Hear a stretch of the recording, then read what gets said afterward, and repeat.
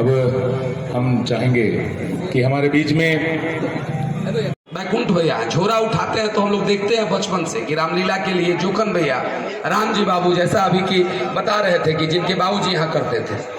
यह होता इसलिए है कि पूर्वज में मर्यादा राम बने कैसे और भरत जी जैसा भाई बना कैसे, तो इन बातों को हम लोग अपने अंतः मन में डालें और राम और भरत की भूमिका में हम लोग आज के जीवन में भी भरत बने, लक्ष्मण बने।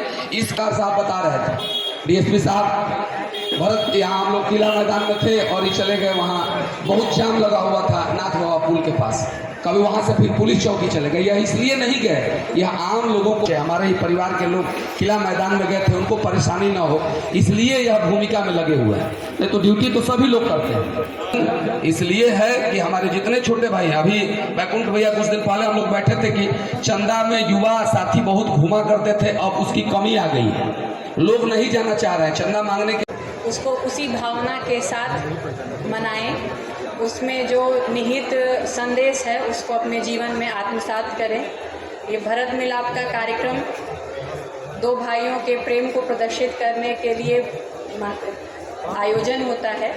आप लोग इसको अपने निजी जीवन में सभी लोग इस संदेश को आत्मसात करेंगे तो हम प्रशासन के लोगों की आपको आवश्यकता कम से कम पड़ेगी। आप लोग यही संदेश अपने जीवन में रखें, हम लोग की आप लोग को कम से कम आवश्यकता पड़ेगी।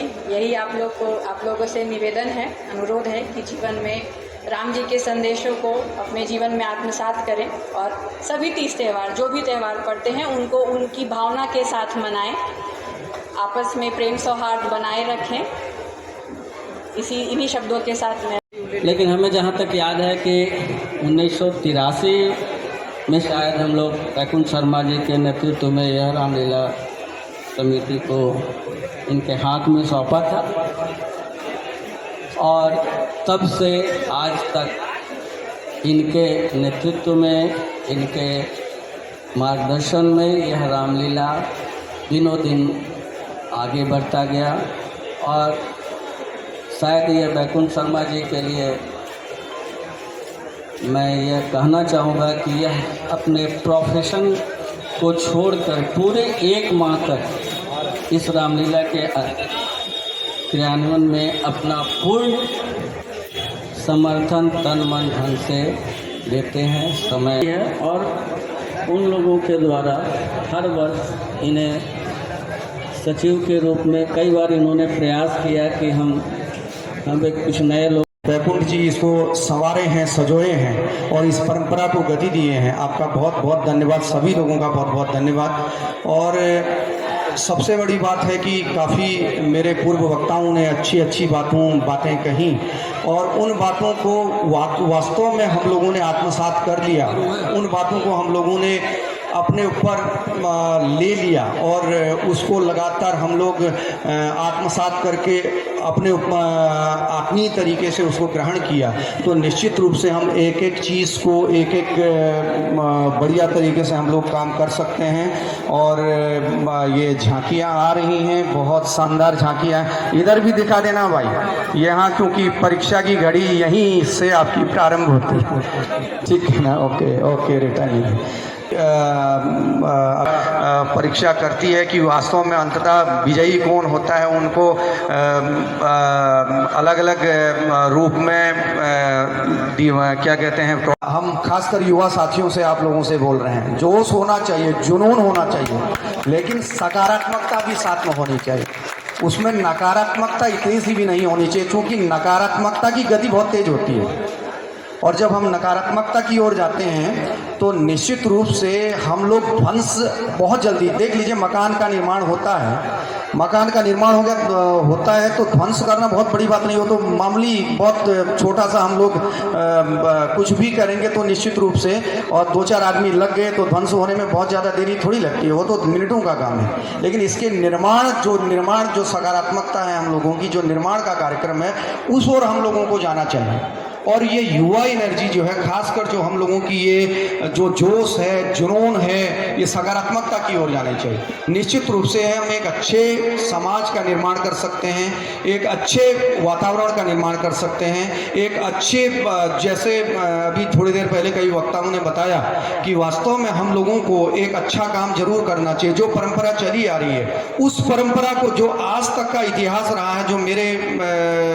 खासकर जो श्रवण इंद्रिय हैं मेरे, वहाँ तक मेरी आवाज़ आई है कि आज तक के इतिहास में बक्सर में बिल्कुल ये सफ़र शानदार रहा है, कभी भी कुछ कोई भी अप्रिय घटना नहीं घटी। इसको हमको शानदार तरीके से आगे बढ़ाना है और ये सब आपके कंधों पर सवार होके जाना है। इस बात का आप लोग ध्यान रखिए, क्योंकि हम लोगों की जो सत्ता है वो आगे बढ़ रही है और बुजुर्ग हम लोग हो रहे हैं, लेकिन आप लोगों को इस सत्ता को सजोना भी है, संवारना भी है और इस सामाजिक सौहार्द को बनाए भी रखना है, इसका निर्माण करना है। ध्वंस की ओर नहीं जाना है बल्कि निर्माण की ओर हमको जाना है। इस बात का ध्यान रखिएगा।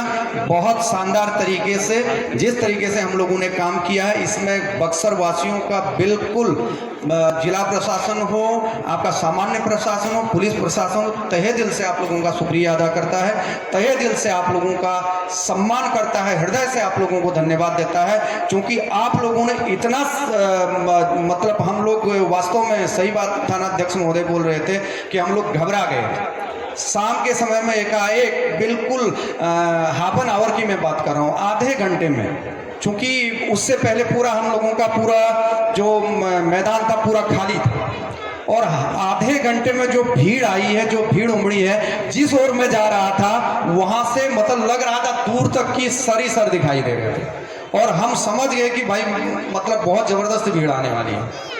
और वास्तव में हम लोगों ने मिल करके ये, चूंकि देखिए वर्दी में हम 4-5 मतलब 100-1 आदमी खड़े हो जाएं, हम लोग सामान्य प्रशासन के हों या पुलिस प्रशासन के हों, खड़े हो जाएं, उससे कुछ नहीं होता है। ये आप लोगों का सहयोग, आप लोगों का सौहार्दपन, आप लोगों की समझ और आप सबका एक सामाजिक जो एक सकारात्मकता, एक सकारात्मक वातावरण है, वो काम करता है। वो काम ही नहीं करता है, अभी तो वास्तव में हम लोगों को एक अच्छे समाज की ओर भी ले जाता है और अच्छे वातावरण का निर्माण भी करता है और हम लोगों का एक शांति बनाने में बहुत बड़ा काम करता है और वो काम आप सब लोगों ने किया है। इसके लिए तहे दिल से आप लोगों का बहुत बहुत धन्यवाद, बहुत बहुत शुक्रिया। और इस वातावरण, जो वातावरण आज तक हम लोगों का चला आ रहा है, निरंतर चला आ रहा है, गतिमान है और सकारात्मकता की ओर जा रहा है, उस सकारात्मकता को आगे आने वाली पीढ़ी को आप लोगों को देना है। ये बिल्कुल आप लोगों का काम है, इसको बिल्कुल बनाए रखना है, करना है। बहुत बहुत आप लोगों का शुक्रिया। जिस तरीके से आप लोगों ने काम किया वास्तव में शानदार, बिल्कुल शानदार, बहुत शानदार, बहुत बहुत धन्यवाद।